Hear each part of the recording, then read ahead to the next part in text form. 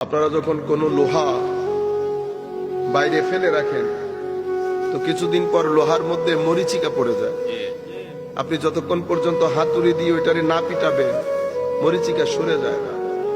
অনুরূপ ভাবে আমরা যখন কোনো কাপড় না ধুয়ে আলমারি অথবা কোন একটা জায়গায় ফেলে রাখি সেখানে ডট ডট ডট ডট হয়ে যায়, কালো কালো চিতি পড়ে যায়। এগুলো আপনি বড় ধুপি ঘাটে না নিয়ে গেলে এগুলো পরিষ্কার হয় না।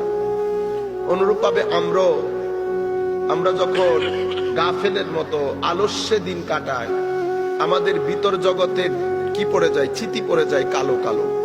আমাদের চোখের গুণা, মুখের গুণা, হাতের গুণা, সব গুণা মিলে আমাদের ভিতর জগৎকে অন্ধকার করে ফেলে। ভিতরের জগৎ যখন অন্ধকার হয় তখন আপনি কাবা শরীফের পেটের মধ্যে গিয়ে যদি হজ করেন আপনার মজা লাগবে না। গায়ের জ্বর হলে বিরিয়ানি টেস্ট লাগে না। কিন্তু আপনি যদি সুস্থ থাকেন, পেটে যদি খিদা থাকে, সাদা ভাত আর আলু দিয়ে আপনি 3 প্লেট ভাত খেতে পারবেন, পেটে খিদা লাগে। অনুরূপ ভাবে আপনার ভিতরের জগতের মধ্যে যদি নূর থাকে তো দরুদও ভালো লাগে, সিজদাও ভালো লাগে, রুকুর মধ্যেও স্বাদ আছে,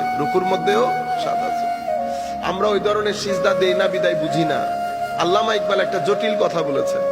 উনি বলেছেন, মাওলা ऐसा सजदा करने की तौफीक अता फरमा कि जमीन भी बोल उठे, जमीन का भी रश्क हो। यानी মাটিও যেন গর্ববোধ করে যে আমার উপর এক ব্যক্তি একটা সিজদা করেছিল।